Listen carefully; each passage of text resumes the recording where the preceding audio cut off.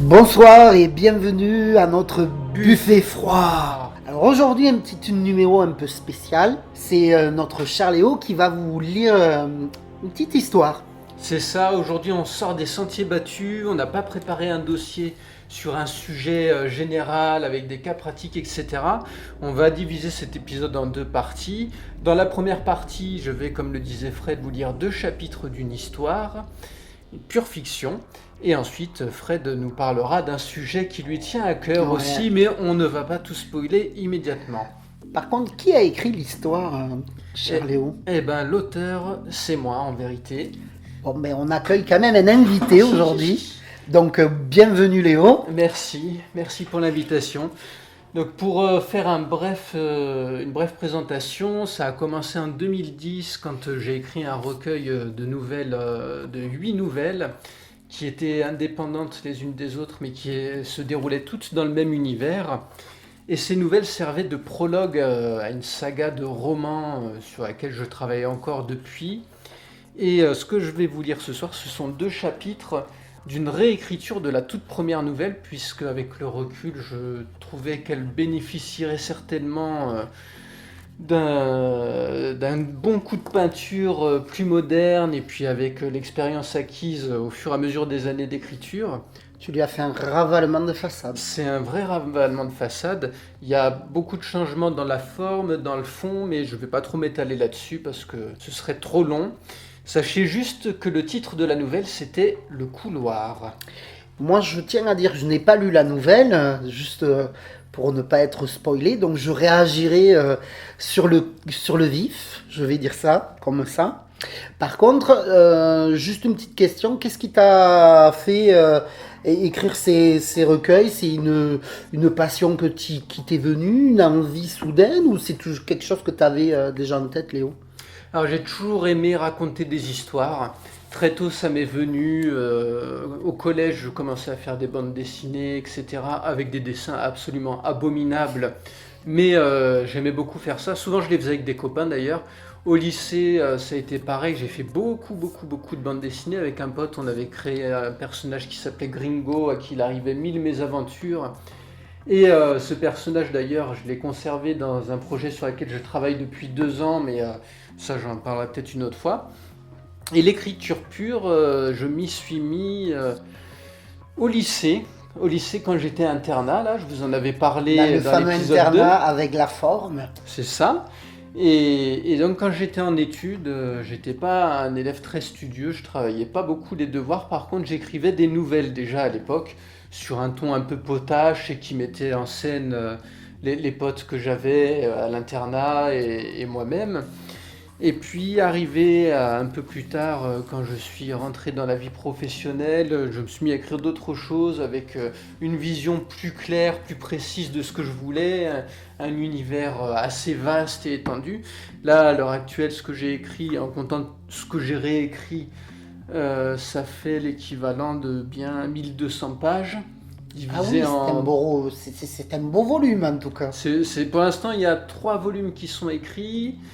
Il faut que je reprenne l'écriture du 4e et le 5e et dernier volume sera un peu plus court. Donc au final, on sera facilement dans les 1500 pages. Et tu clôtureras la saga Il y écrite, aura une vraie fin. une vraie fin. Il y a une fin que j'ai en tête depuis très longtemps. Et donc ce sera l'aboutissement de tout ça.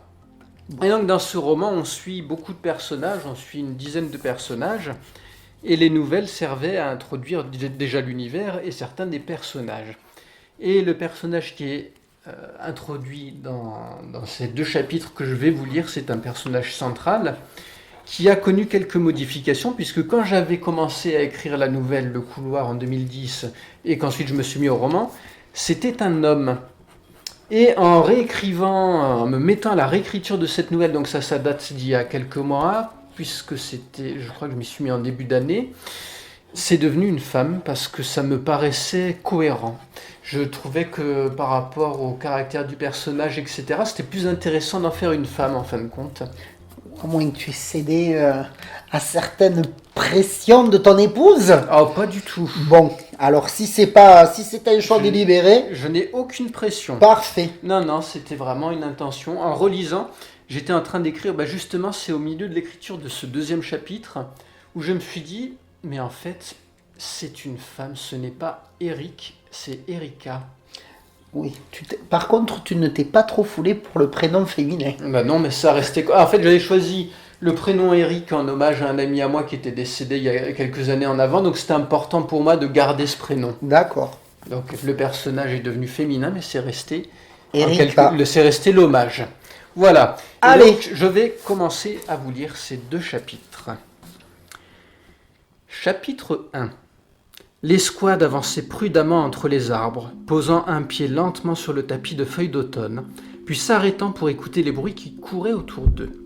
S'ils ne voulaient pas être repérés, ils devaient s'assurer que ce qu'ils entendaient n'était pas l'ennemi en train de les guetter. En se faufilant au gré de la vie qui habitait la forêt, ils multipliaient leurs chances de le prendre par surprise. Une fois assurés que les seuls êtres vivants à proximité avançaient sur des pattes, ils reprirent leur marche tout en conservant un rythme mesuré. Bientôt, ils aperçurent de petites maisons dont les toits étaient en paille. Jagger, le chef du groupe, attrapa une paire de lunettes et observa avec attention le paysage. C'était une étape laborieuse mais importante, car s'ils ne prenaient pas le temps de déterminer le nombre de soldats qu'ils devraient affronter, ils couraient le risque de tomber dans un piège. Or, leur perte avait déjà été assez lourde depuis le début du conflit, et ils auraient besoin de toutes les forces qui leur restaient s'ils espéraient secourir leur cible. Après un examen minutieux, Jagger détermina que le village comptait 4 individus armés. Le nombre de son escouade lui procurait donc un avantage. Il n'avait pas de temps à perdre. Il lança une série de signes effectués avec ses mains à ses hommes, et ils s'élancèrent silencieusement. Il ne leur fallut pas plus de quelques instants pour maîtriser leurs adversaires. Une fois dans le bâtiment central, Jagger inspecta les documents que les individus avaient négligemment laissés traîner sur une table. Les infos qu'ils avaient semblaient correctes. Malheureusement, le compte-rendu de communication radio lui apprit que la princesse avait été évacuée ailleurs. Il fut tiré de ses pensées par un cri inhumain et se précipita à l'extérieur pour porter secours à ses hommes qui avaient commencé à tirer comme s'ils devaient affronter une armée entière.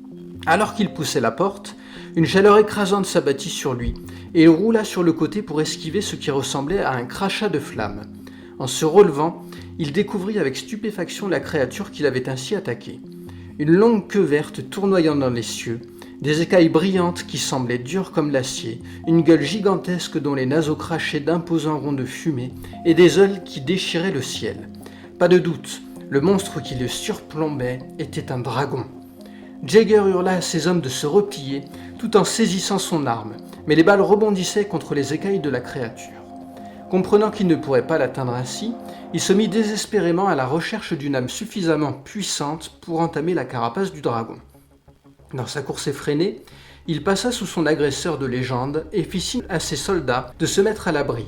Son attention se porta sur une cabane dont la porte entr'ouverte laissait voir des caisses de munitions. Il n'avait pas le temps d'hésiter. Il courut jusqu'au bâtiment à faire exploser ses poumons, mais ne pouvait pas écouter la douleur. Il lui fallait continuer s'il voulait sauver ses hommes et sa propre vie. Ce n'était pas tant qu'ils craignaient la mort, mais ils étaient les seuls à pouvoir sauver la princesse. Il était donc impensable qu'ils abandonnent si près du but. Une fois les marches franchies, il plongea en avant et effectua une roulade pour pénétrer dans le bâtiment, évitant de justesse une nouvelle rafale enflammée. Il se redressa d'un bond, attrapa un bazooka et plongea à travers la seule fenêtre un instant à peine avant que la cabane n'explose en morceaux. Il posa un genou à terre, visa du mieux qu'il put en un laps de temps si réduit et décocha une roquette sur le dragon qui disparut en fumée. Jagger et ses hommes poussèrent un hurlement de joie en voyant leur ennemi disparaître ainsi. Leur bonheur fut cependant de courte durée. De petits cris attirèrent leur attention et ils se jetèrent tous sur le côté, cherchant un abri pour se protéger de la nouvelle menace qui semblait se profiler. Alors qu'ils guettaient l'arrivée des ennemis qui avaient juré leur perte, ils constatèrent avec horreur qu'ils étaient entourés par des hordes de gobelins et d'orques, armés de lances acérées et d'arcs. « On peut les avoir, les mecs! Nos armes sont bien meilleures !» lança Jagger sous forme d'encouragement. Mais il avait parfaitement conscience qu'ils étaient trop peu nombreux pour espérer une victoire. « Chef, on va les retenir. Toi, tu dois aller sauver la princesse !» lâchèrent ses fidèles soldats, en lui tenant affectueusement le bras. Jagger savait que les mots étaient inutiles. Aussi, il se contenta de hocher la tête vers eux, sans hésiter.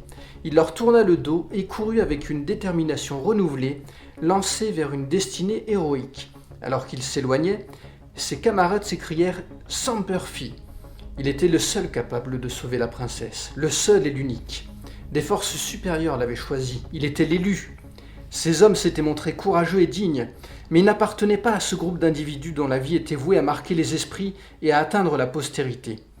Il les aimait comme des frères et garderait toujours à l'esprit l'image de ces guerriers qui, face à la mort, avaient tendu les bras et l'avaient invité à venir les chercher pour lui permettre d'accomplir sa mission sacrée.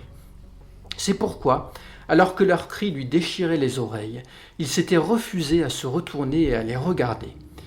Il leur devait de ne garder que l'image des hommes forts qu'ils avaient été. C'était ainsi qu'ils se rappelleraient d'eux, comme ils l'avaient choisi et comme, ils le savaient, eux l'auraient voulu. « Oui, vas-y, mais cours, espèce de nul !»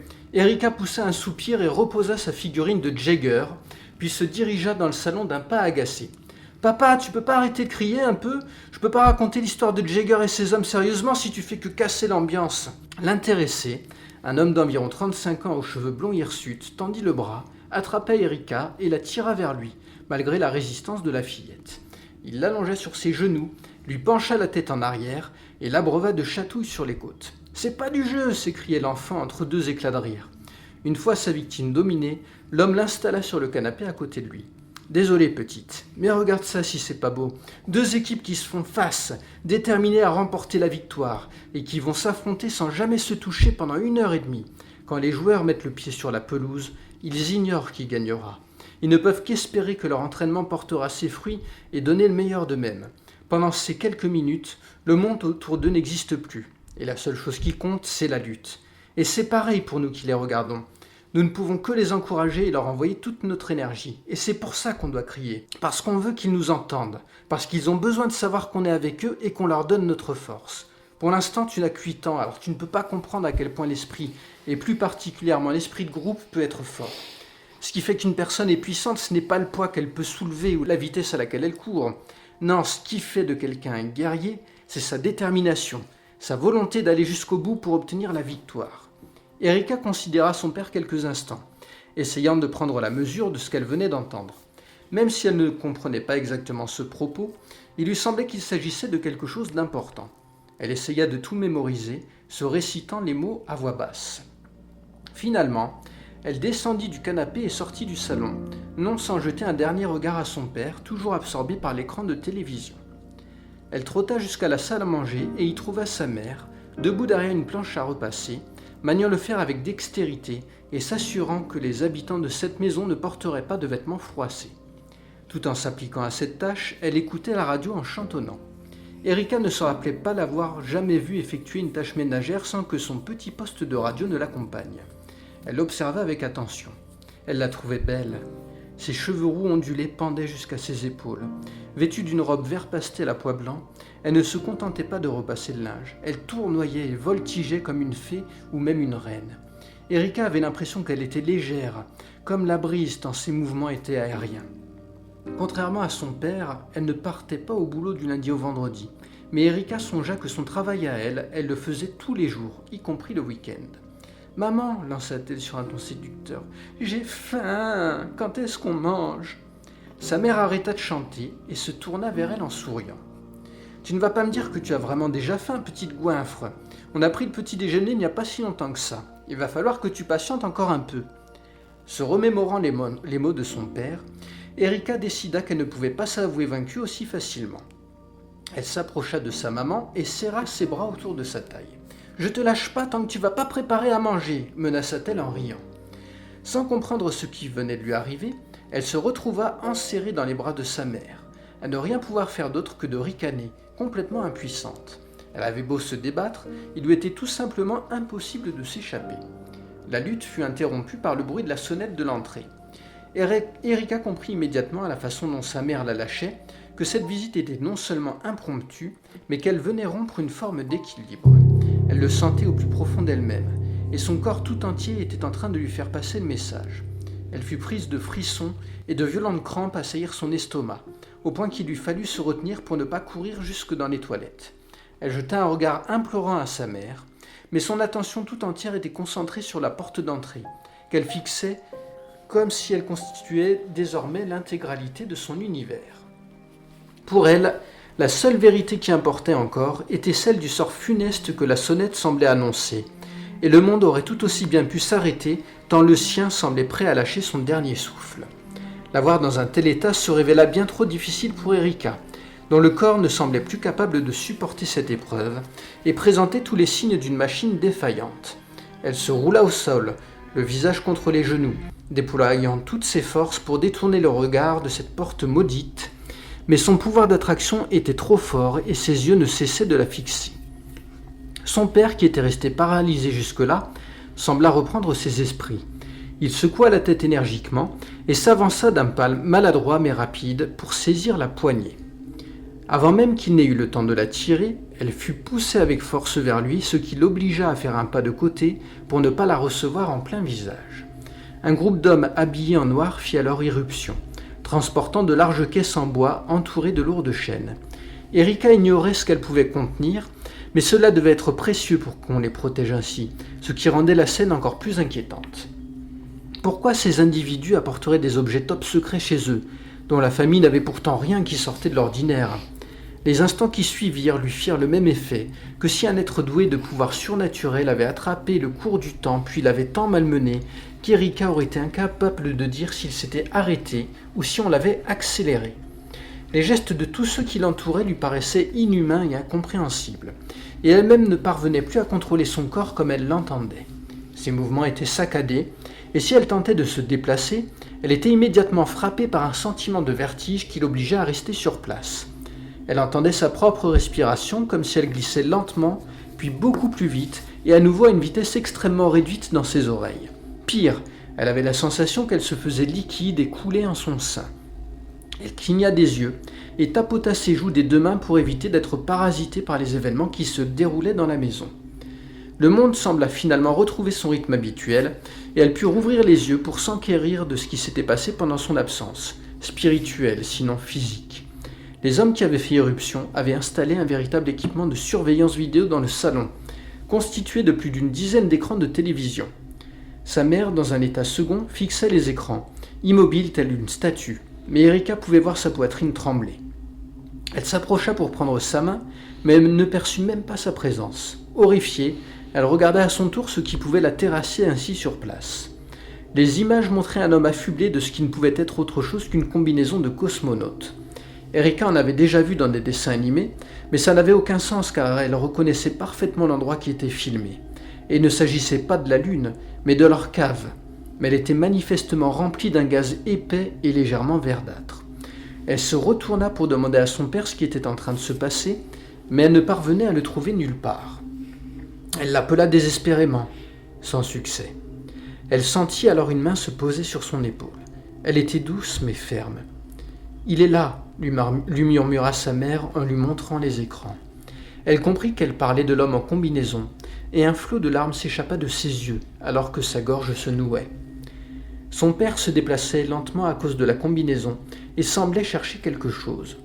Il se dirigea vers l'arrière de la cave et s'approcha d'un système qu'Erika n'avait encore jamais vu, et dont la conception était si élaborée qu'il était impossible qu'il s'y soit trouvé auparavant. Son père attrapa une paire de pinces aussi grande qu'une épée et s'en servit pour saisir une sorte de tube transparent qu'il souleva délicatement hors du mécanisme. Alors qu'il commençait à l'extraire, un jet de fumée s'échappa de sa combinaison à hauteur de son cou. Conscient qu'il allait inhaler des gaz et abandonnant toute précaution, il lâcha le tube et se précipita vers les escaliers pour tambouriner contre la porte de la cave. « Ouvrez-lui » hurla sa mère en courant vers la porte. Elle fut arrêtée dans sa course par l'un des hommes qui l'immobilisa. « Toutes les ouvertures de la maison sont condamnées hermétiquement. Si nous ouvrons la porte de la cave alors qu'il y a encore du gaz, il va se propager et nous serons tous tués », annonça celui qui semblait être le chef. Sa mère, qui ne cessait de se débattre pour échapper à son geôlier de fortune, poussa un hurlement tellement strident qu'Erika dut se boucher les oreilles. Les hommes essayaient de calmer sa mère, et elle ne pouvait détacher son regard des écrans. Son père, toujours appuyé contre la porte, glissa doucement à genoux, avant de tomber en arrière et de dévaler les escaliers avec fracas. La visière de son casque se fissura un peu plus à chaque coup. Lorsqu'il se releva en direction de la caméra, l'ouverture protectrice était complètement brisée. Il tendit la main, comme pour supplier qu'on lui ouvre, puis attrapa sa gorge des deux mains. Son corps fut secoué de tremblements, puis il s'écrasa de tout son poids au sol, jusqu'à être complètement immobile. Fin du chapitre 1. Quel suspense. Assez sympa, j'aime bien. Pour l'instant, j'aime bien. Pour l'instant, tu aimes bien. On va voir si le chapitre 2 t'immerge davantage. On a l'impression que tu partais sur un conte un peu particulier, puis j'ai bien aimé cette mise en abîme là, c'était assez sympa. Entre toutes les premières lignes et puis revenir dans le monde réel avec la petite, c'était assez sympa. Et cette mise en abîme, elle a été ajoutée pendant la réécriture, puisque dans la nouvelle initiale, on démarrait directement sur le passage à la maison. D'accord. Bah écoute, ça donne un peu plus de profondeur au personnage, je trouve, de la petite Erika en tout cas, donc on sait qu'elle a beaucoup d'imagination déjà. C'était exactement l'objectif de faire en sorte qu'on se plonge davantage dans la psychologie du personnage et de ce fait qu'on s'y attache plus facilement aussi. J'ai hâte de savoir si le papa meurt ou pas. Ah bon, bah alors lançons-nous dans le chapitre 2. Lançons-nous vite.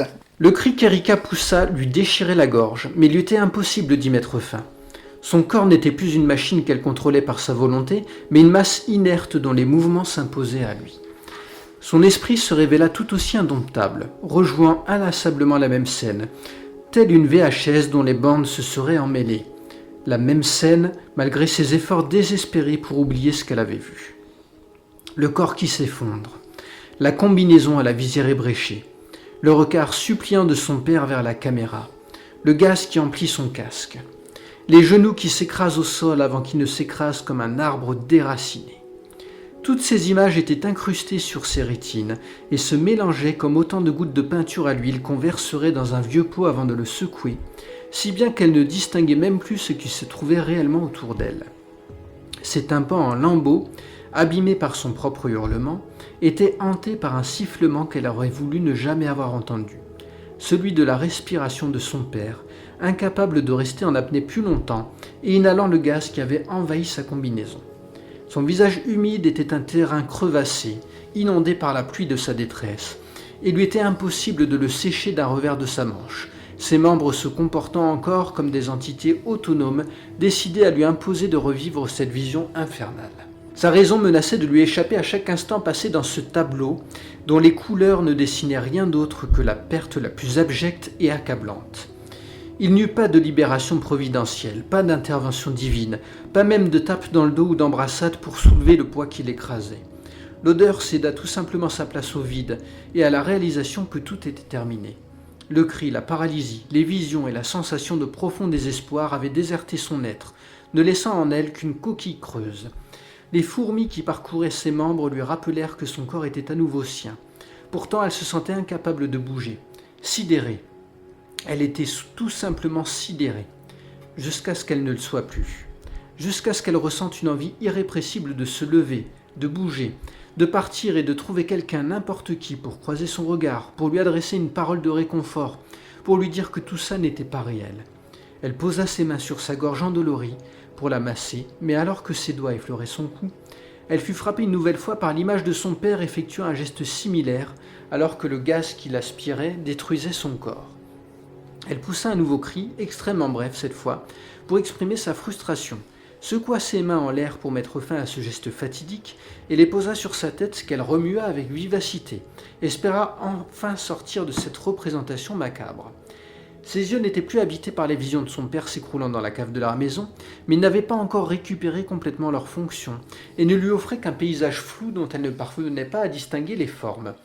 Elle cligna les paupières au même rythme que si elle ouvrait et relâchait des persiennes à plusieurs reprises, espérant ainsi redonner de la clarté à ce qu'elle voyait, mais il lui fallut encore quelques instants avant de sortir complètement de son état d'hébétement et de quitter réellement le royaume des songes. Ce cauchemar, cet après-midi durant laquelle elle jouait aux soldats affrontant un dragon, les hommes faisant irruption, son père en combinaison dans la cave, elle l'avait déjà fait. Elle l'avait vécu tant de fois qu'elle en avait développé une terreur encore saisissante à l'idée de devoir glisser dans son lit. Il l'avait poursuivie et bouleversée durant toute son enfance, tel un croque-mitaine guettant les moments où elle serait la plus sensible et l'attrapant pour la plonger dans les ténèbres dont elle ne sortirait plus. Mais cela faisait longtemps qu'elle avait réussi à s'en débarrasser, à l'extraire de sa tête et à l'enfermer dans une petite boîte qu'elle avait enterrée dans le jardin de la maison familiale afin de s'assurer qu'il ne reviendrait plus la hanter. Elle était adolescente lorsqu'elle avait entrepris de mettre fin à ses nuits d'effroi, et cette stratégie avait été couronnée de succès puisqu'elle n'avait plus jamais été assaillie par ces instants d'épouvante. Plus jamais, jusqu'à ce que le jamais se transforme en aujourd'hui. Et aujourd'hui, elle devait à nouveau se confronter aux affres de la peur, celles qui se terrent dans les recoins et foncent sur vous telle une vague vous emportant dans une mer sombre et violente, menaçant de vous étouffer dans les abysses. Or, l'adulte qu'elle était pouvait brandir la torche de la vérité et faire fuir les ombres de l'angoisse, car elle savait que le spectre de la mort, par gaz de son père, n'était qu'une fabrication de son esprit d'enfant. Aussi élaborée soit-elle, aussi réaliste pouvait-elle paraître, elle n'en restait pas moins un délire de son inconscient. La réalité était nettement moins spectaculaire, et surtout profondément différente. Et en se remémorant les derniers instants qu'elle avait partagés avec son père, elle espérait dresser un nouveau bouclier contre les attaques de sa psyché.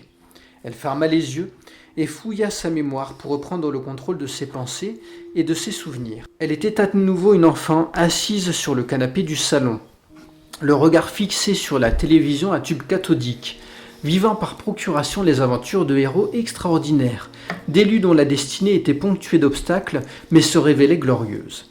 Elle n'avait jamais aimé les héroïnes de dessins animés qu'elle jugeait trop passives, et avait toujours préféré prendre exemple sur les aventuriers sans peur et sans reproche, ce qui lui avait souvent valu d'être qualifiée de garçon manqué. Alors qu'elle passait ainsi l'après-midi dans le salon, son père et sa mère étaient dans la cuisine, et chuchotaient sans qu'elle ne parvienne à entendre ce qu'ils étaient en train de dire. Elle se souvint que son père était venu s'agenouiller devant elle, cachant l'écran. Elle avait alors ressenti de l'impatience, espérant le voir partir prestement. L'homme lui avait alors souri, mais son regard affichait une profonde mélancolie. Ses yeux étaient humides, et son sourire n'était pas aussi affirmé que d'habitude. Erika faisait de son mieux pour se rappeler les mots qu'il lui avait dits. Elle se souvenait qu'il s'agissait de paroles affectueuses, mais elle était incapable de les reproduire avec fidélité.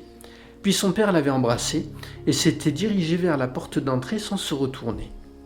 Erika l'avait regardé sortir et avait noté une petite déchirure dans le dos de son manteau de cuir. C'était la toute dernière image qu'elle avait de son père, ce dos habillé d'un vêtement légèrement déchiré. Il était sorti de la maison et de leur vie. Erika n'avait jamais su ce qui lui était arrivé, ni pourquoi il était parti. Chaque fois qu'elle en avait parlé avec sa mère, cette dernière lui avait répondu qu'elle n'en savait pas plus qu'elle, que son père était allé faire quelques courses et qu'il n'était jamais rentré. Tout ce qui lui restait de lui, c'était des souvenirs, quelques photos et les récits que pouvait lui en faire sa mère. Et l'absence, l'intolérable et détestable absence. L'absence au moment où elle aurait aimé que quelqu'un lui dise que ce n'est pas parce qu'un garçon est amoureux qu'il faut accepter les insultes.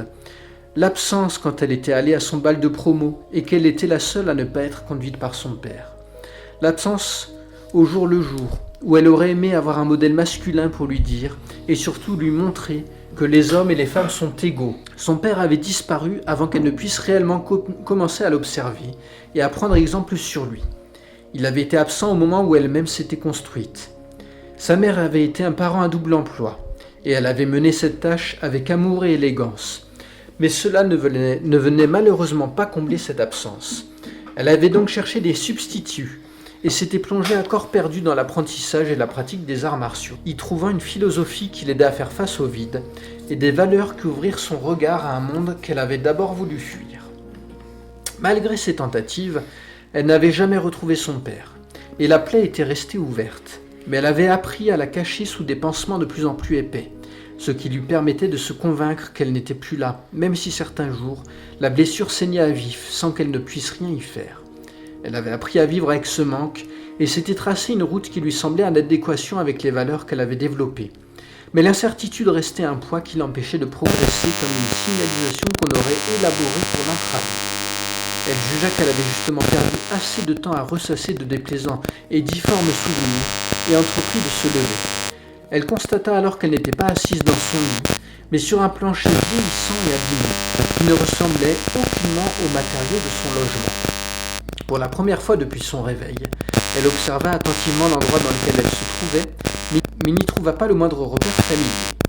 Il s'agissait d'une pièce à la superficie modeste et semblable à celle d'une chambre ou d'un bureau, vide de tout meuble et qui avait la particularité de n'avoir aucune fenêtre, ce qui raviva le sentiment de malaise qui commençait à peine à s'estomper. Les murs étaient décorés de motifs zébrés, vert sombre et noir. une alliance oppressante qui évoquait pour elle l'humidité d'un marécage poisseux. Le souffle court, elle se dirigea en titubant vers la porte et attrapa avec empressement la poignée qu'elle serra vigoureusement pour quitter cet endroit répugnant. Elle ne trouva aucun répit de l'autre côté, car le couloir qui se présentait désormais face à elle était tout aussi sinistre et inquiétant. Il s'étendait sur plusieurs dizaines de mètres et était tellement long qu'il était impossible d'en distinguer l'extrémité. Au contraire, les lumières qui l'éclairaient ne permettaient pas de le voir dans son intégralité et l'illuminaient de sorte qu'un visiteur aurait pu craindre d'être anéanti par l'obscurité béante. L'architecte qui avait fait les plans de ce lieu devait être animé par la volonté de susciter le malaise chez ceux qui auraient le malheur d'y être invités. Le sol était habillé de motifs peu précis qui se chevauchaient, comme si on avait d'abord opté pour une décoration, avant d'en choisir une autre pour la remplacer, mais sans prendre le soin d'effacer correctement la première. Ces multiples juxtapositions paraissaient non seulement hasardeuses, mais elles se mêlaient sans aucune harmonie, et s'affrontaient comme deux lions se disputant la dépouille d'une gazelle. La décoration murale était tout aussi suffocante. Les bougies qui y étaient accrochées étaient entourées de ce qui ressemblait à des gribouillis enfantins. Le rouge et le noir s'entrechoquaient dans un maelstrom de couleurs qui ressemblait davantage à des gouttes coulant avec force le long des murs qu'à une peinture. Comment était-elle arrivée, et depuis quand se trouvait-elle là ? Avait-elle été invitée, ou bien l'avait-on amenée de force ? Elle essaya de remettre de l'ordre dans ses souvenirs et de se rappeler les événements qui avaient précédé son réveil. Mais seules des images de son quotidien routinier lui venaient, et sa mémoire ne lui apportait aucun élément de réponse qui aurait pu expliquer ce qu'elle faisait dans ce couloir ténébreux. Tout dans la fresque qui se déroulait sous ses yeux avait été créé pour provoquer un sentiment de dégoût ou de colère. Elle était d'ailleurs frappée par ces deux émotions et espérait s'enfuir le plus rapidement possible pour retrouver sa vie. Son inquiétude crut davantage encore lorsqu'elle comprit que seules quelques bougies venaient éclairer les lieux, menaçant de plonger l'endroit dans l'obscurité à tout moment tant les flammes remuaient avec violence. Ce tumulte de courants d'air, de couleurs entremêlées et de motifs hasardeux ne se prêtait pas à la contemplation et la poussait à rester en mouvement, à l'affût d'une échappatoire. Alors qu'elle avançait fiévreusement, posant un pied devant l'autre dans un mouvement saccadé digne de la marche d'une créature de métal dont on aurait oublié d'huiler les jointures, son attention se porta sur un dessin doué de mouvement. Une ombre qui bougeait comme si elle était douée de volonté, une silhouette malicieuse, dansant au gré d'une mélodie qu'elle seule entendait. Erika s'approcha pour l'observer avec plus d'attention, mais elle bondit hors du mur, et sa masse augmenta subitement, lui donnant une forme familière. Roulée sur elle-même, la figure aurait aussi bien pu bondir hors de la poche d'un kangourou et partager avec l'animal des couleurs allant du beige au marron. En la contemplant plus en détail, Erika comprit qu'il ne s'agissait ni de sa peau ni de ses poils, mais de vêtements rapiécés et déchirés de toutes parts. Alors qu'elle voulait lui porter secours, l'être bondit sur ses pieds et s'élança en courant vers les ténèbres sans jamais lui porter attention. Erika eut juste le temps de voir qu'il s'agissait d'un homme aux longs cheveux bouclés, qui n'avait plus été lavé ni coiffé depuis fort longtemps, et à la barbe caressant son nombril. Surprise par la réaction de l'individu, et consciente qu'elle n'aurait peut-être pas d'autre occasion d'obtenir des réponses sur la nature de cet endroit et les raisons de sa propre présence, elle prit l'homme en chasse. C'était du moins son intention lorsqu'elle se lança à sa poursuite. Mais ses jambes se plantèrent avec tant de force dans le sol qu'elle craignit de s'y enraciner et dut abandonner toute velléité de rattraper le vagabond. Figée sur place, elle le vit alors s'éclipser dans ce qui ressemblait à une épaisse brume. Ce n'est que quelques secondes plus tard qu'Erika regagna le contrôle de ses membres et put s'engager dans la direction qu'avait empruntée l'homme. Elle hésitait à s'aventurer plus en avant, alors qu'il lui était impossible de distinguer ce que lui réservait le couloir. Mais il était impensable qu'elle rebrousse chemin pour autant. Elle avait besoin de réponses, et plus encore, elle avait besoin d'une sortie. Il lui fallait réussir à quitter ce panorama effroyable, et elle était prête à tout pour ne plus ressentir les sentiments désolants qui l'accablaient depuis qu'elle s'y était réveillée. Mais peut-être pouvait-elle explorer une autre voie. En effet, d'innombrables portes jalonnaient le couloir. Il était donc tout à fait envisageable que l'une d'entre elles pourrait la mener vers la sortie, ou au moins des escaliers pour s'en rapprocher. Personne n'avait pris la peine de disposer des panneaux pour faciliter les déplacements. Aussi, Erika décida-t-elle d'ouvrir la porte qui se trouvait à proximité d'elle. Elle se préparait à s'y engager, lorsqu'elle constata avec horreur que les motifs qui ornaient le sol et les murs commençaient à bouger. Terrifiée, elle poussa la porte et s'engouffra dans l'ouverture, sans savoir quelle surprise on lui réservait encore. Fin du chapitre 2. C'est un exercice de lire un texte comme ça d'affilée. Il y a cette émission, je crois, sur France 2, Jusqu'au bout de la nuit, où les gens lisent un livre Ah oui, devant la caméra. oui, je sais pas si elle existe encore. Mais ouais, c'est pas si facile que ça, et on se prend vite à balbutier et à se dire je vais manquer de salive. Mais en tout cas, c'est intéressant. Les deux premiers chapitres sont intéressants. Est-ce que tu peux nous en dire un tout petit peu plus sur la suite, hein, mais sans nous spoiler. Combien, par exemple, d'autres chapitres as-tu écrit? Est-ce que ça fait partie? Est-ce qu'il faut lire quelque chose avant ou est-ce qu'il faut lire tous les autres ou est-ce qu'on peut lire les autres écrits que tu as fait indépendamment les uns des autres ou pas du tout? Alors je vais tâcher de ne rien spoiler, ce qui va pas être évident, mais ce qu'il faut savoir, c'est que la nouvelle initiale, c'était non seulement la première que j'ai écrite, mais la première qu'on lisait. Dans ma réécriture, j'ai complètement changé la structure des histoires, puisque dans le prologue de nouvelle, on lisait la nouvelle Le Couloir dans son intégralité. Ensuite, il y avait une deuxième nouvelle qu'on lisait d'affilée, Mhm. etc. Donc déjà, au niveau de la réécriture, la nouvelle initiale faisait 17 pages, et la réécriture en fait une cinquantaine. Alors, qu'est-ce qui t'a fait alors réécrire les histoires, enfin les nouvelles, enfin la nouvelle pour l'instant, on Je va les ai parler pas de toutes celle-là. réécrites, j'en ai réécrit... alors il y en a deux que j'ai réécrites sous forme de nouvelles, et une que je suis en train de réécrire sous forme de roman. Et qu'est-ce qui t'a motivé pour réécrire en fait ces histoires? Tu pensais qu'elles étaient inabouties, inachevées, ou elles manquaient de profondeur, ou elles ne te satisfaisaient pas, ou peut-être que tu les as écrites à un moment de ta vie et maintenant, avec le recul que tu as, avec les quelques années que tu as eu de plus maintenant, Là, je m'assagis. tu t'assagis, je ne sais pas, mais en tout cas, tu te dis peut-être qu'elle mériterait d'être étoffée. Est-ce que c'est quelque chose dans cet ordre-là ou c'est vraiment autre chose ou une envie peut-être d'aller encore un peu plus loin dans la réflexion d'origine? Alors c'est un peu tout ça, mais pas que. Ce qui s'est passé, c'est que dans un premier temps, j'ai développé l'idée que ça serait intéressant de ne pas conserver ces nouvelles sous forme de nouvelles indépendantes qui servaient de prologue, mais de les découper en chapitres et de les intégrer au roman. C'est-à-dire D'accord. qu'il y avait un tome 1 qui était le prologue sous forme de recueil de nouvelles, un premier roman qui faisait suite quand même, un Mhm. deuxième roman, etc.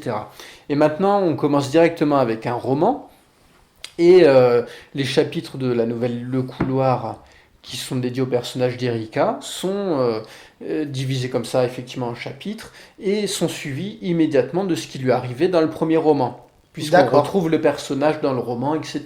Et c'est la même chose pour toutes les autres nouvelles, finalement. Elles Donc Eric, s'intègrent davantage au flot des romans. des romans. Donc Erika, c'est le personnage principal de tous tes romans et de tes nouvelles. C'est un des Un des personnages personnages. principaux. C'est un des personnages centraux et c'est un des personnages principaux puisqu'on la voit beaucoup. Mais il y a un personnage principal en particulier et ça n'est pas Erika. D'accord. Ça, donne envie d'aller voir un peu plus loin. Est-ce que ces nouvelles, enfin ces romans, on va les appeler comme ça, ces romans sont disponibles à l'achat ou pas? Alors par rapport à ça, c'est aussi il y a une réponse complexe puisque dans Tout un... est complexe, cher tout est auditeur. Tout est compliqué. complexe. Eh ben parce que c'est un monde difficile, le monde de l'édition. Dans un premier temps, quand j'étais sous le premier format, prologue, tome 1, etc., j'étais parti presque immédiatement sur de l'auto-édition, et donc on pouvait effectivement commander les livres. Et ensuite, j'avais envoyé le prologue et le tome 1 à une maison d'édition que je ne citerai pas. Je l'avais choisi parce que, soi-disant, ça n'était pas une maison d'édition à compte d'auteur. Les maisons à compte d'auteur, ce sont des maisons qui promettent monts et merveilles et qui demandent une participation financière à l'auteur Ah, et en fait qui ne font pas la promotion, ouais, c'est oui, l'auteur qui se paye c'est un son peu les bouquin, marchands quoi. de tapis, quoi. Oui, c'est un peu ça. Et donc quand j'ai envoyé à cette maison d'édition, ils m'ont envoyé une proposition de contrat. Alors en disant on prend tous les frais à notre charge, etc. Mais il fallait quand même que j'achète de mon côté un certain nombre de romans pour les vendre de mon côté. Donc j'ai dit bah non, c'est semi à compte d'auteur en fin de compte. Ok. Et donc j'avais mis ça de côté. Et puis ensuite, bon, j'ai continué d'écrire tout au long des années. Et j'ai travaillé sur un autre projet qui était un projet de série d'animation Donc j'avais mis les romans en pause pendant à peu près 1 an, et pendant 1 an, je me suis consacré à mon projet de série d'animation que j'ai envoyé à une tripotée de studios d'animation. Et ça n'a rien donné, j'ai pas eu de réponse positive. Quand j'ai eu des réponses, elles étaient négatives. Donc j'ai dit, bon, je remets de côté le projet d'animation. Je le dis bien de côté parce que c'est un projet qui me tient beaucoup à cœur. Et puis j'ai eu des retours positifs de gens à qui je l'ai fait lire, y compris des gens qui sont pas forcément directement dans le milieu d'animation, mais qui sont dans des milieux un peu artistiques. Et donc je me dis, il faudra que je réfléchisse à la forme ou quoi. Mais donc je l'ai mis de côté et ça m'a donné envie de rester quand même dans l'énergie de la création et de me remettre bien à l'écriture des romans. Je me suis dit, ce travail que tu as fait, tu dois le transposer sur les romans et retravailler la forme pour qu'il soit plus abouti. C'est là que j'ai eu cette idée de diviser les nouvelles en chapitres, de les incorporer au roman. Et en les reprenant pour les diviser en chapitres, je me suis dit l'écriture n'est pas assez aboutie, tu peux ajouter de la profondeur, tu peux améliorer le style sur le plan purement technique, etc.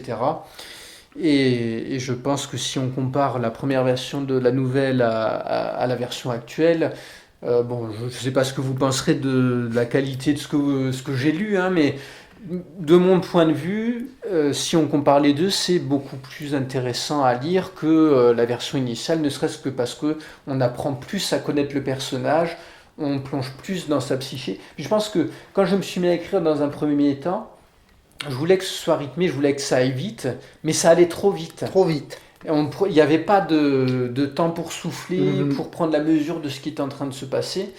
Et au fur et à mesure de mes lectures et de l'écriture des romans, j'ai appris à mettre des moments de pause pour permettre au lecteur d'assimiler davantage, de réfléchir à ce qu'il a lu, de se poser des questions.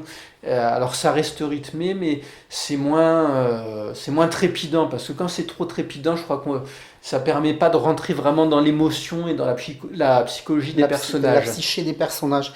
Là, un peu, alors moi j'évite, comme j'étais dans la découverte comme vous, auditeurs, hein, donc je me suis noté quelques thèmes que tu abordes, la réalité, la peur, l'enfance, le deuil, l'imagination.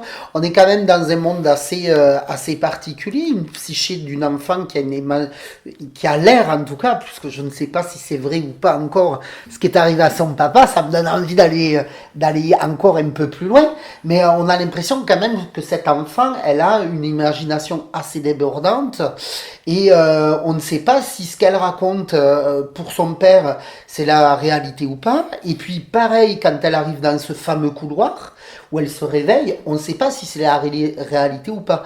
Est-ce que toi, ce sont des thèmes qui te parlent beaucoup? C'est des thèmes que tu affectionnes, ou c'est un thème que tu as décidé un peu d'aborder que sur cette partie de ton roman, où tu en as décidé de faire quand même pas mal, une espèce de fil rouge de tous tes romans?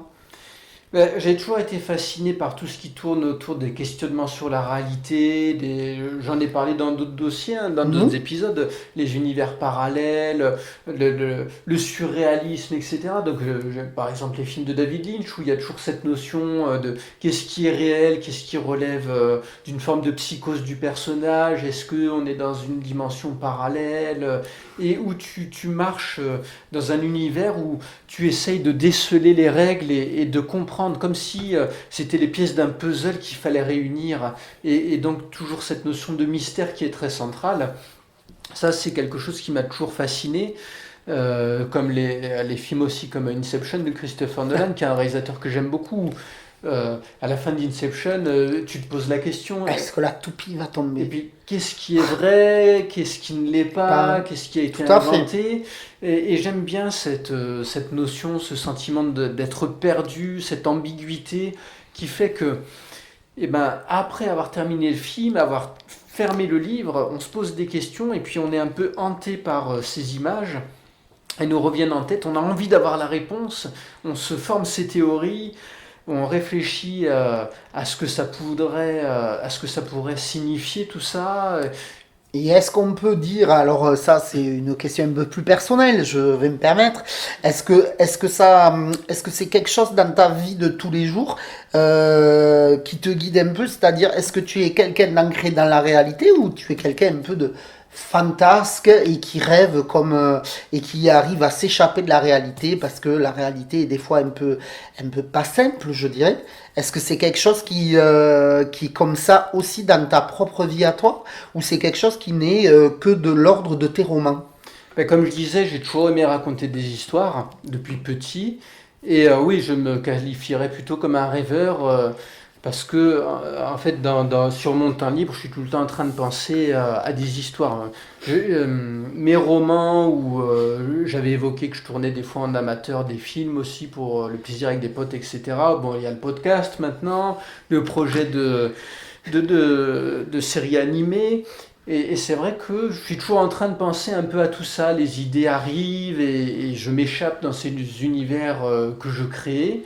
Donc oui, c'est assez présent chez moi. Après, je fais bien la distinction entre le réel et l'imaginaire, mais mon esprit vogue souvent dans d'autres mondes. Et ton processus de création, il est toujours lié à un événement qui arrive dans ta vie ou quelque chose que tu vois ou c'est vraiment ça arrive comme ça en fait. C'est plus une question de sensation. La première chose qui me vient quand je réfléchis à des histoires, c'est l'atmosphère que j'ai envie de créer. Et alors, je ne sais pas si à la lecture de ces deux chapitres, parce qu'en plus là, on est dans quelque chose d'un peu différent, puisque je vous ai lu les deux chapitres, donc c'était presque du livre audio en quelque sorte. Et je crois que quand on entend une histoire comme ça, on ne l'assimile pas de la même manière que quand on la lit soi-même. Peut-être qu'on ne se fait pas une image Mm. mentale de la scène de la même manière. Et pour ma part, quand j'ai des idées qui viennent, je les visualise toujours sous forme de film dans ma tête. Et ensuite, je cherche les mots pour décrire ce film que je Ce que vois. tu vois. Exactement. Ce que tu vois dans ta tête, tu essaies de le, de le mettre sur une page blanche en fait. C'est ça, et de recréer l'atmosphère que j'ai ressentie et qui est souvent accompagnée de musique. D'ailleurs, j'écris beaucoup en musique pour me plonger dans l'atmosphère que je souhaite. Et là, pour ces deux premiers chapitres, ce que je voulais, c'était que ben, déjà, on n'ait aucun repère, qu'on se pose un peu toutes les questions que tu as posées. Qu'est-ce qui est vrai, qu'est-ce qui est de l'ordre du rêve, qu'est-ce qui lui arrive, est-ce qu'elle est vraiment dans ce couloir, est-ce qu'elle s'imagine tout, et en même temps, un sentiment de malaise, un peu oppressant, plus de l'ordre du cauchemar éveillé. C'est vraiment le terme qui me venait quand j'écrivais cette nouvelle, un cauchemar Un éveillé. cauchemar éveillé. Et donc tu évoques quand même de la musique quand tu écris. Est-ce que c'est de la musique, on peut rentrer un peu dans l'univers musical de Léo. Est-ce que c'est de la musique, je sais pas moi, de la variété française, du rock and roll, du heavy metal, des chants, je sais pas moi, grégoriennes par exemple, ou des chants cantiques. Est-ce que tu as une musique de préférence quand tu écris ou c'est la radio, carrément la radio peut-être? Une radio très généraliste avec ou très diversifiée. Ça dépend de ce que j'écris. Donc ça dépend de ce que tu écris. Je me fais une playlist en général avant de commencer à écrire en fonction du personnage ou de la scène. Par exemple, dans le roman, tu demandais s'il y avait un fil rouge sur ces questions par Mhm. rapport à la réalité, à l'imaginaire. C'est extrêmement présent, mais il y a des passages qui sont très ancrés dans la réalité quand même, avec des chapitres qui se passent au lycée, où on voit un personnage à l'époque du lycée. Il y a aussi... Donc là tu t'es mis Britney Spears, Baby One More Time. je me suis pas mis Britney Spears, mais j'ai écouté des groupes comme Fall Out Boys, etc., D'accord. qui étaient des groupes qui sortaient des chansons à l'époque où se déroulent les scènes du lycée, pour me plonger dans l'ambiance lycée, revivre un peu Mhm. ces souvenirs de l'époque d'adolescence, etc., et être authentique dans la façon de le décrire. D'accord. Et après, dans le podcast, vous avez pu entendre dans certains épisodes des musiques un peu d'ambiance, un peu sinistre, etc. Pour les chapitres d'Erika, les premiers chapitres, c'est ce genre de musique que je me mettais en fond, par exemple. D'accord. C'était exactement ma question. Que pour les premiers chapitres, quelle musique avais-tu mis? Donc ce serait plutôt une musique d'ambiance pour Erika, dans Ouais, ces chapitres-là en tout cas. ça peut être des bandes son de films aussi ou de jeux vidéo. Par exemple, j'aime bien écouter les bandes son des deux derniers jeux Deus Ex, Deus Mhm. Ex Human Revolution et Mankind Divided, et qui sont des bandes son assez mystérieuses avec du suspense, plutôt contemplatives. et un peu en mode science-fiction, puisque voilà, dans ce que j'écris, il y a du fantastique, de la science-fiction, il y a aussi de la tranche de vie avec des gens qui sont confrontés à Pôle emploi. Ouais, c'est un peu tout ça qui se mélange, c'est un mélange de genres. Est-ce que tu as besoin Alors, au-delà du son que tu te mets, est-ce que tu as besoin, par exemple, d'être coupé du monde? Est-ce que tu te retires dans un bureau? Je sais pas si tu as un bureau. Ou est-ce que un chalet, peut-être? Ou tu profites de l'absence de tout le monde pour commencer à écrire et quand il y a d'autres personnes autour de toi dans ta vie, hop, tu arrêtes d'écrire, ça te gêne d'être à côté de quelqu'un dans ces moments-là? Non, moi j'ai pas. Alors déjà, j'aime bien écrire en musique, mais je peux écrire sans musique. Et après, j'ai pas de rituel spécifique de pouvoir écrire qu'à tel moment, qu'à telle heure, dans telle humeur. Je peux écrire. J'écris quand j'ai envie, quand je sens que. Il y a des moments où je me dis, Tain, là, il faut que tu écrives, l'inspiration, elle est là. Et j'y vais. Ça peut m'arriver, par exemple, un soir d'être en train de regarder un film. Et il y a quelque chose dans le film qui va me donner envie d'écrire parce que je vais me dire, Tain, tel passage c'était beau, ou Mhm. j'ai été inspiré par cette ambiance. J'ai envie d'écrire là tout de suite et donc à la fin du film, je vais me poser sur mon ordinateur, je vais me mettre à écrire par exemple. Mais au-delà de ça, non, j'ai pas de rituel spécifique. Bon. Et Erika et le couloir, tu envisages.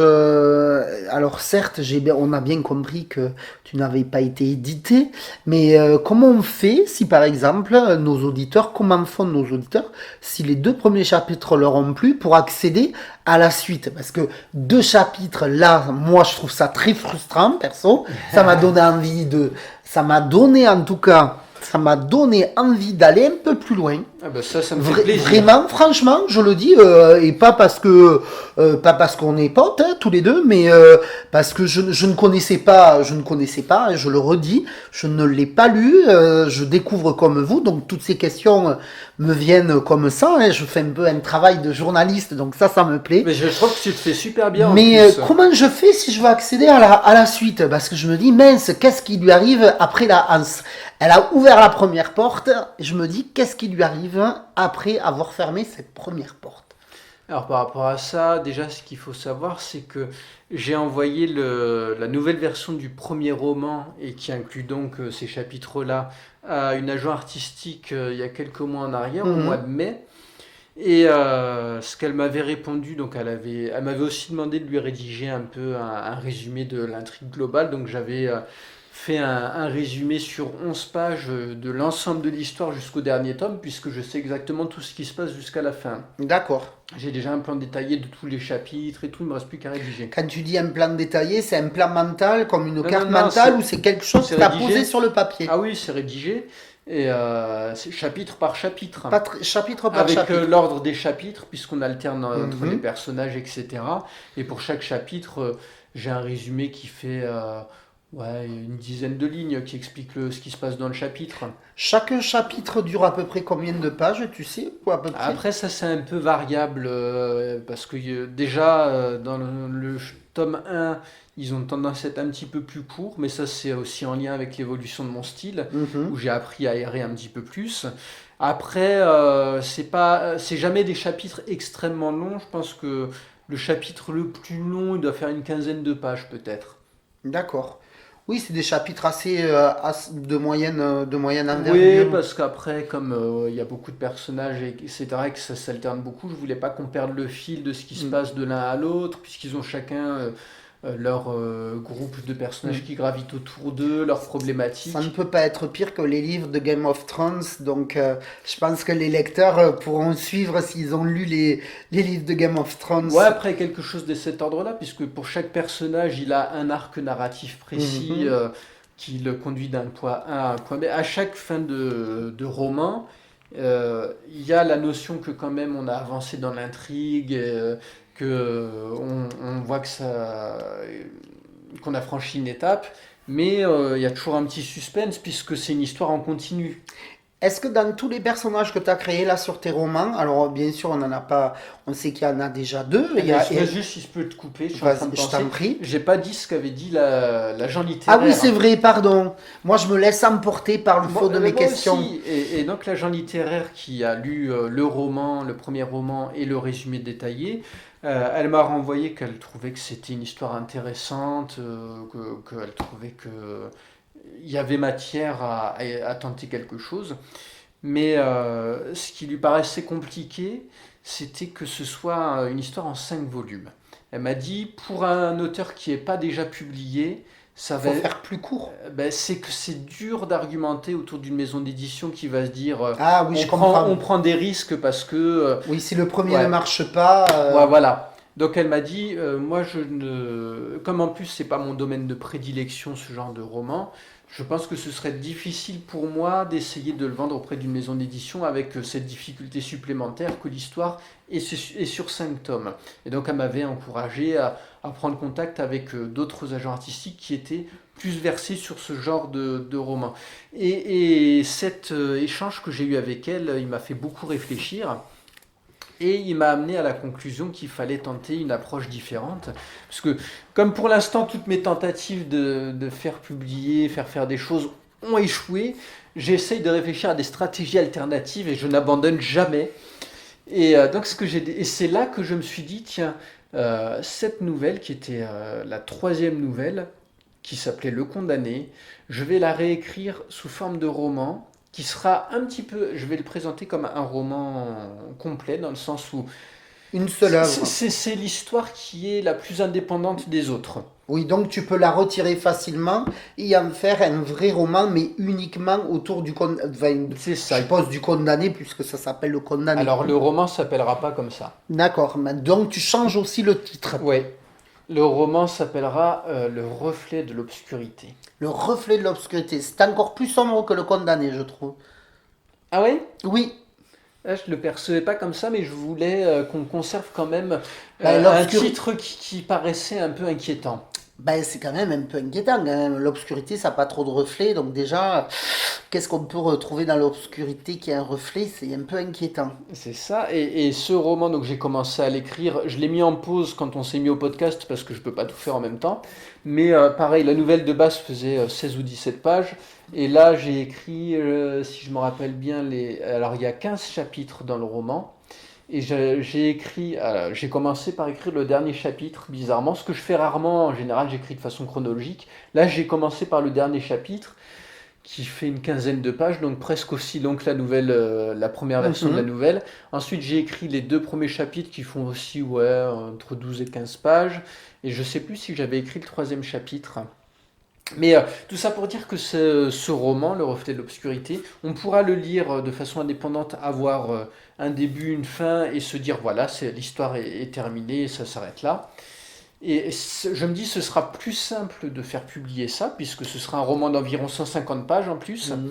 Et si jamais ça marche, ça me permettra peut-être plus facilement De derrière renclencher d'essayer de faire publier le reste, sachant les que 4 tomes de ce fait. les 5, Les 5. ce sera 5 tomes. Mais sachant que dans les 5 tomes en question, et ben derrière, il y aura des retours sur le reflet de l'obscurité, et là, on découvrira qu'il y avait un lien et que D'accord. voilà. Mais C'est une espèce de saga que tu comptes faire. c'est une saga.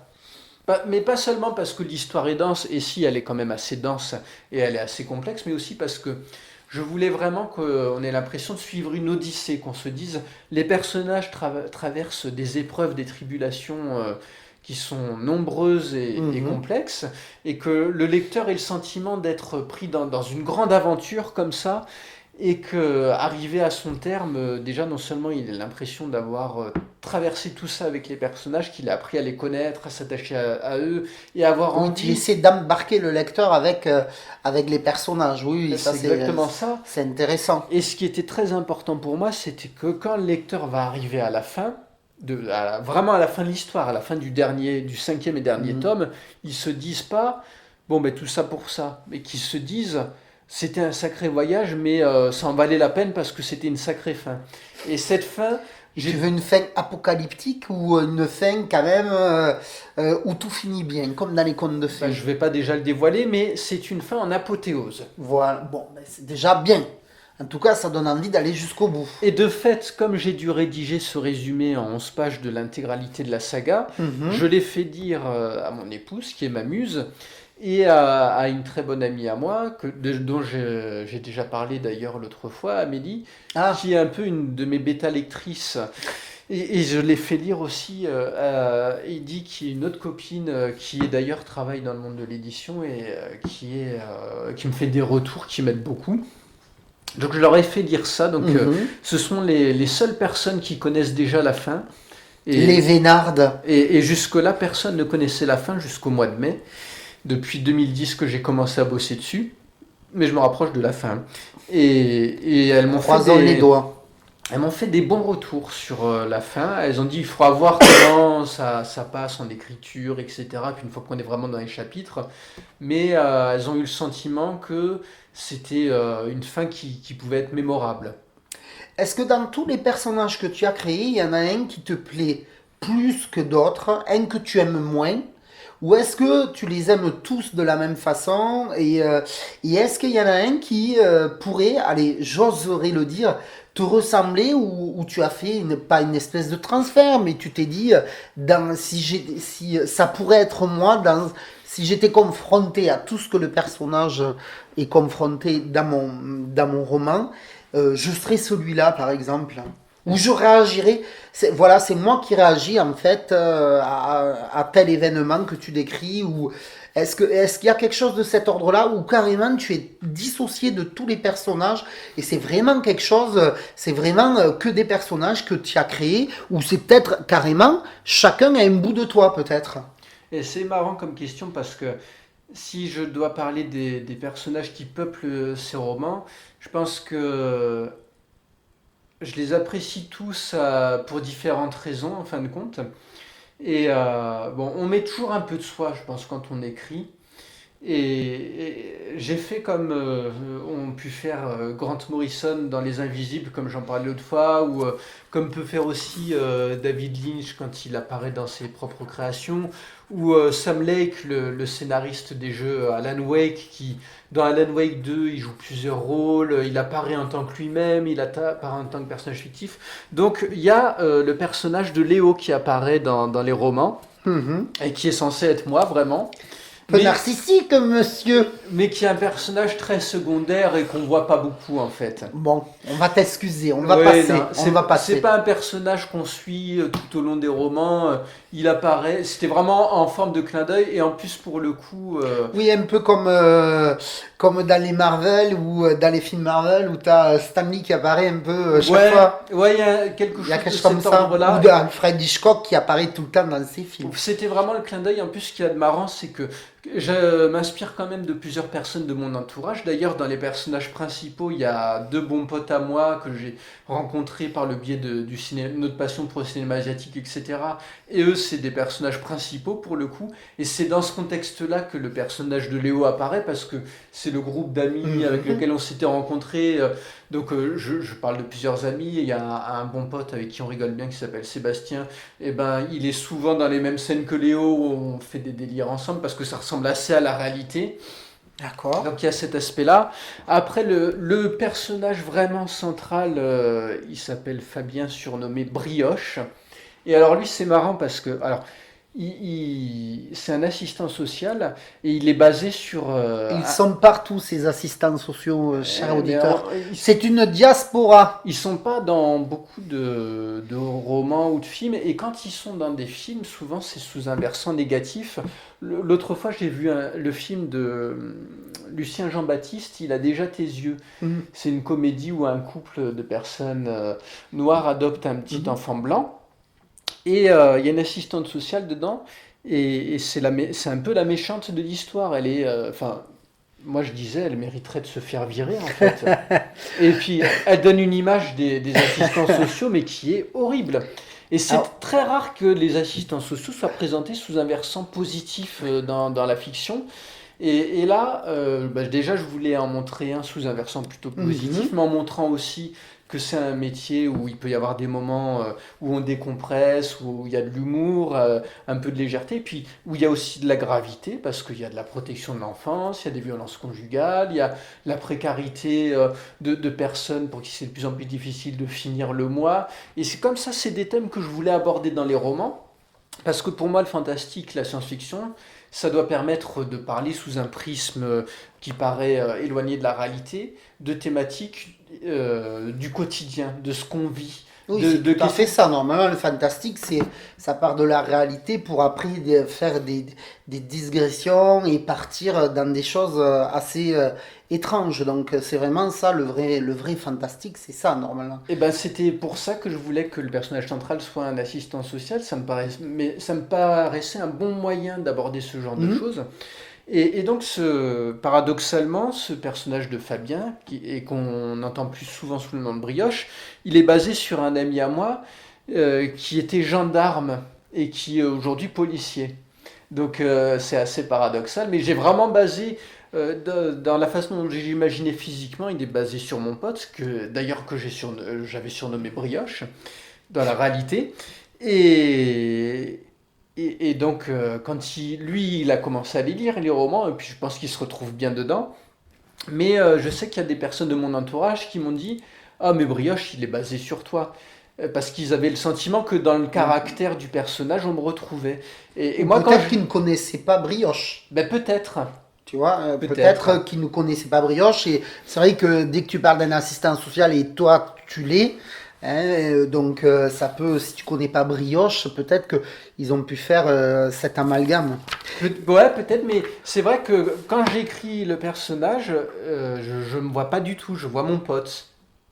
Et il y a plusieurs personnages qui sont inspirés comme ça de gens que je connais, mais pas tous. Pas tous. Après, il y a des clins d'œil avec des prénoms de gens de mon entourage, mais le personnage fictif n'est pas forcément basé sur la personne. J'ai encore une question ou deux quand même. Tu as l'air très prolixe, divers productions, je dirais, des films, des romans, un podcast. Du coup, est-ce que tu n'as pas l'impression un peu de te perdre à force? Ou de t'éparpiller, peut-être pas de te perdre parce que c'est un peu fort comme mot, mais peut-être de t'éparpiller et peut-être justement si tu restais focus sur tes romans, tu arriverais peut-être à les finaliser plus rapidement. Alors c'est une très très bonne question et c'est une remarque qui est complètement pertinente. Et en même temps, je pense pas que ce soit forcément en opposition. C'est vrai que ça donne le sentiment que je pars dans tous les sens. Mais c'est aussi, je pense, ça fait partie du processus créatif, dans le sens où pour rester inspiré, pour avoir envie de continuer à raconter une histoire, il faut sentir que l'envie est là.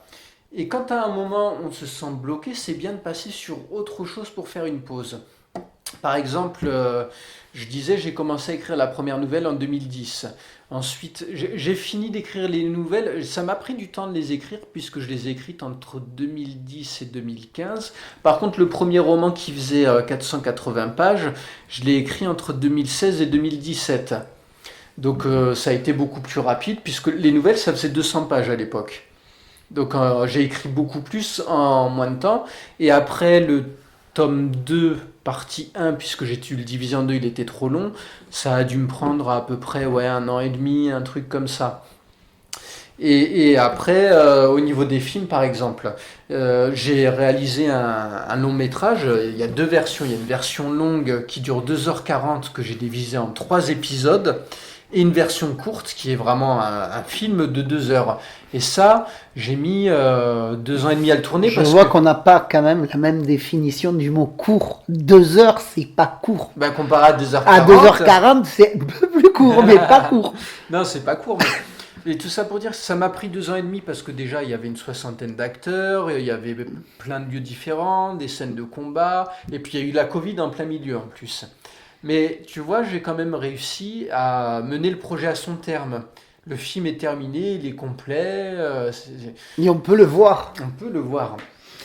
Et donc, même si je passe d'un projet à l'autre, que j'alterne, en général, ce que je fais, c'est que je vais me concentrer pendant un temps complètement sur quelque... Là, s'il n'y avait pas eu l'idée du podcast qui avait émergé, je serais resté concentré complètement sur le roman, je l'aurais mené à son terme. Là, j'ai fait une pause pour faire le podcast parce que, encore une fois, je ne peux pas tout faire en même temps que le podcast, ça nous prend énormément de temps. Donc c'est pas possible de faire, en ayant un travail, une vie privée, etc., de faire le podcast et en plus le roman, sinon je dormirai jamais. C'est des fois, on se demande si tu dors, par contre. Là, Effectivement, effectivement. mais là, je me focalise sur le podcast à l'heure actuelle. Hmm. D'accord. Et quand on aura fini la saison 1 du podcast, je pourrai me focaliser à nouveau sur le roman. Quand j'aurai fini le roman, je prends des temps où je me focalise sur un seul projet. Je ne fais pas plusieurs projets en même temps. Comme j'avais dit, le projet de série d'animation, j'ai travaillé dessus pendant un an où je ne faisais que ça. Qu'est-ce qui ferait un jour que tu arrêterais tout ça? Est-ce que tu crois qu'il y a quelque chose qui pourrait te faire arrêter? J'espère qu'elle arrivera très très loin, ton décès, mais est-ce qu'il y aurait un événement, tu penses, qui pourrait te faire arrêter tout ça, ou tu te sens inarrêtable et comme un puissant fond d'imagination? Eh ben, quand j'ai envoyé le projet de série d'animation, donc c'était il y a un an, c'était il y a pile poil un an, je l'ai envoyé quand même à au moins une cinquantaine de studios, je pense. En France, quelques-uns en Belgique et quelques-uns au Québec. Et quand j'ai vu que ça prenait pas, et j'étais assez persuadé que ça pourrait fonctionner honnêtement, parce qu'en plus j'avais fait tout un dossier hein, j'avais demandé à une cousine à moi de faire les dessins des personnages, etc. J'avais fait ce qu'on appelle un pitch deck, qui est un dossier dans lequel on explique l'univers, le descriptif des personnages, l'intrigue. J'avais créé une intrigue sur 3 saisons, qui était une intrigue complète. Pour chaque épisode, j'avais prévu 30 épisodes par saison. Et pour chaque épisode, j'avais fait un résumé complet de l'épisode, etc. Donc pareil, je sais exactement comment ça commence, comment ça finit, ce qui se passe dans chaque épisode. Et j'avais fait lire le pitch deck alors pour le coup, c'était des gens qui ne sont pas dans le milieu, mais parce que je m'étais dit, voilà, si tu fais lire ça à des gens sans leur expliquer du tout ce que c'est, et qui ne sont pas versés là-dedans, s'ils arrivent à percevoir le propos, à se faire une idée de l'univers, des personnages, etc., ce sera quand même un signe que le dossier est suffisamment élaboré pour que ce soit compréhensible par des professionnels. Et donc je l'avais fait lire à, je sais plus, une dizaine de personnes. Je parlais de mon pote Sébastien qui apparaît dans mes romans. Par exemple, lui, ce qu'il m'avait dit, c'est... Le fameux brioche? Non, Sébastien. C'est encore Sébastien, c'est quelqu'un d'autre. encore un autre. Il m'avait dit, tu sais, moi, je ne suis pas quelqu'un qui lit beaucoup, mais quand j'ai lu ton dossier, je me suis tout de suite imaginé les épisodes. Je voyais les épisodes dans ma Mhm. tête, je voyais l'univers, et ça m'a vraiment donné envie de voir de quoi il allait être question. Et puis j'ai une copine qui m'a fait un retour aussi. Alors je ne peux pas expliquer là pourquoi, parce que ce serait un trop gros spoiler, mais elle m'a dit que par rapport à son histoire personnelle, ce dossier, cet univers, ça lui avait complètement parlé et qu'elle s'était dit c'est un sujet qui est très peu élaboré, que ce soit au cinéma, dans la littérature, et ça me donne envie de voir comment ça pourrait se dérouler. Et enfin bref, donc j'y croyais vraiment quand j'ai envoyé le Mhm. dossier.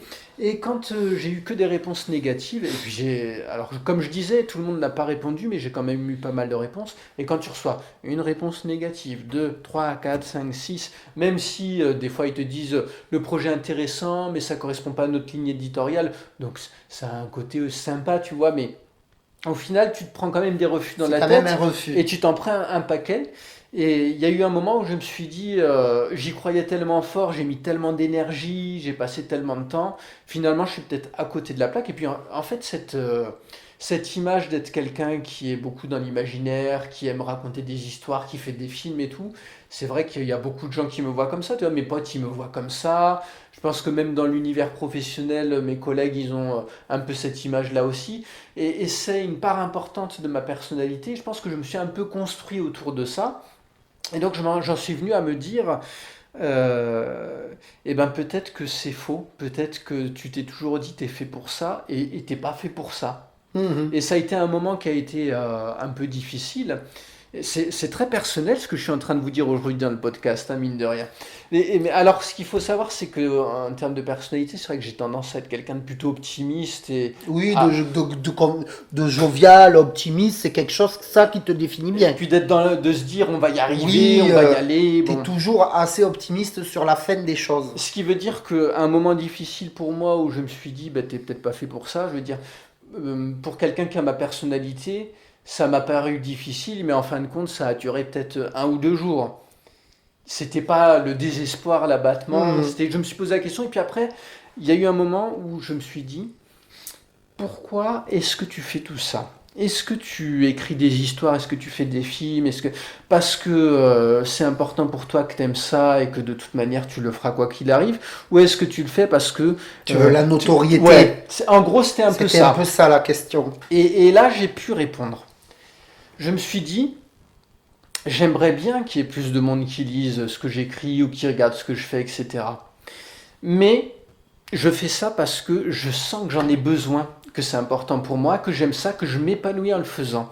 Et donc, si jamais ça fonctionne jamais, si jamais C'est pas grave. ouais, ben, ça m'embêtera un peu parce que Oui. j'aimerais bien quand même que ça marche, J'aimerais bien aussi que ça marche pour mais toi. ça m'empêchera pas Pas de de continuer. continuer. Et puis en plus, tu vois, au final, à la limite, je m'en fous qu'on sache que c'est moi qui ai écrit ou qui l'ai fait. Pour moi, c'est pas important qu'on connaisse mon nom et qu'on sache que c'est moi qui l'ai fait. C'est vraiment juste le côté de se dire, j'ai le sentiment que ces histoires, elles peuvent avoir un intérêt. Et donc, j'aimerais bien qu'il y ait plus de gens qui y accèdent pour ça. Mais peu importe qu'on sache que c'est moi qui les ai faits, à la limite. Et toi, tu voudrais en fait peut-être, même si ça, même disons que ça marche, même si c'est pas, t'es pas connu, tant qu'il y a des gens qui aiment tes histoires et que tu leur apportes un peu de joie, du bonheur, ou je ne sais pas ce que tu peux leur apporter, Un moment où un moment où ils s'échappent de ils leur s'évadent, quotidien, ouais, c'est ça. ils s'évadent, toi, le pari serait rempli pour toi. Ouais. Ça serait ton objectif ultime. Ça serait pas la reconnaissance, l'argent, etc. Ah non, mais en plus, Ça serait ouais. vraiment d'apporter un moment, une parenthèse enchantée aux gens. Exactement, parce qu'en plus, à aucun moment, je me suis jamais dit, tu vas en vivre, tu vas devenir célèbre, ça m'intéresse pas. Parce qu'en plus, dans mon métier, ça me plaît ce que je fais professionnellement et tout. Mais c'est exactement ce que tu as dit, c'est de se dire, j'aime raconter des histoires, et puis c'est une part importante de ce que je suis. Et si ces histoires, ça permet à des gens de passer un bon moment, de s'évader, de rêver un peu, dans le long métrage que j'ai fait, il y a un passage où le personnage principal parle de ça et dit, mais ça c'était moi qui parlais à travers le personnage pour le coup, et c'était de dire on est dans un monde où c'est difficile, où on a l'impression que les gens ont plus envie de vivre ensemble, on se regarde en chien de faïence, on se méfie les uns des autres, il y a de la haine, il y a du mépris, il y a des guerres, on ne sait pas de quoi va être fait demain. Et j'ai le sentiment que les gens ne savent plus rêver. Et qu'on oublie que c'est important de rêver et qu'on a besoin de magie dans le monde. Et la magie, pour moi, c'est cette capacité à faire des histoires quelque chose de réel, mais pas réel dans le sens où tout ce qui se passe dans une fiction, ça devient réalité, mais dans le sens où on y croit et on se sent immergé dans l'histoire. Et elle nous paraît réelle, et les personnages qu'on rencontre, ils nous paraissent réels parce qu'il y a une étincelle qui s'est produite. Et ça nous a permis, le temps de quelques instants, de pas nous inquiéter des factures, de qu'est-ce que je vais cuisiner, de qu'est-ce qui s'est passé à l'école pour mes enfants, de est-ce qu'au boulot il va se passer ceci, cela, de est-ce qu'on aura encore de l'eau pour assez d'électricité pour passer la période froide de l'hiver. C'est ça. Et où il y a eu cette étincelle, et où il y a eu cette magie, et on est sorti de toutes ces préoccupations, on a vécu une belle aventure, et on s'est senti bien, et on n'était que là-dedans, que dans cette aventure. Pour conclure un peu. Oui, parce que moi, je m'arrête plus. Hein. Je suis désolé. Pour conclure un peu. Juste pour conclure. Est-ce que, par exemple, je vais être un peu poussif. Est-ce que tu pourrais juste nous lire une ou deux phrases du 3e chapitre, si tu l'as, bien sûr. Juste pour voir si tu l'as. Si tu l'as pas, pour conclure, on pourrait se dire quand même que, en fait, ta démarche, elle est assez altruiste, parce que je la trouve assez altruiste, donner la possibilité aux gens de s'évader de leur quotidien, qui soit bon ou mauvais, mais je trouve que c'est une démarche assez altruiste. Nous tenir au courant aussi, si un jour tu arrives à sortir les romans, pour qu'on puisse quand même un jour aller au bout du couloir avec Erika et rencontrer tous ces fameux personnages dont tu nous as parlé avec passion, ça serait bien. Mais Léo, on te remercie pour ces quelques phrases qui nous ont donné l'eau à la bouche, en tout cas pour moi. Je suis très content que ça t'ait donné l'eau à la bouche. J'espère que les auditeurs auront apprécié aussi et que cela aura donné envie d'en savoir plus. À la limite, si y en a qui sont en demande, ce que je peux vous proposer, c'est de vous mettre à disposition. Quoi, non ? Non. Je mets un veto, cher auditeur, à cette... Non, nous attendrons que tu édites ton... Parce que moi, sinon, j'étais prêt à envoyer Oui, mais non. la nouvelle. Hein, ne serait-ce C'est que la gentil, nouvelle. cher Léo. On voit là ton grand cœur, mais non. Parce que À chaque vous le travail mérite salaire. Vous le voyez pas, mais il était en train de secouer la tête avec beaucoup d'énergie. Oui, je secouais la tête avec beaucoup d'énergie. Tout travail mérite un salaire. Nous allons attendre. Ouais, mais après, encore une fois, moi, c'est vraiment pas ce qui me. Mais on l'a bien compris Ouais, que c'était pas c'est ça pas qui ce te me motivait. motive, c'est pas ce que je recherche, ça Mais- m'intéresse même pas. à la Mais dans limite. tous les cas, si il faut passer par là, non, tu ne donneras pas les chapitres. Nous attendrons avec patience que tu sois édité, puisque ça va vite arriver, puisque Ben, merci de ta confiance. Mais Espérons que tu sois je suis un prophète en ton pays. je suis prophète, en tout cas dans mon appartement, lieu où nous enregistrons ce podcast. De toutes les façons, cher Léon, on te remercie pour les 3 lignes du chapitre que tu nous as lu, du chapitre 3, qui nous ont vraiment donné l'eau à la bouche. Donc, nous attendrons tous que tu sois édité pour pouvoir enfin lire le reste. Et nous vous remercions de vous être attablés à notre buffet froid. Et puis on espère vous retrouver la semaine prochaine à nos côtés. Et en attendant, n'oubliez pas de passer des soirées Effroyable!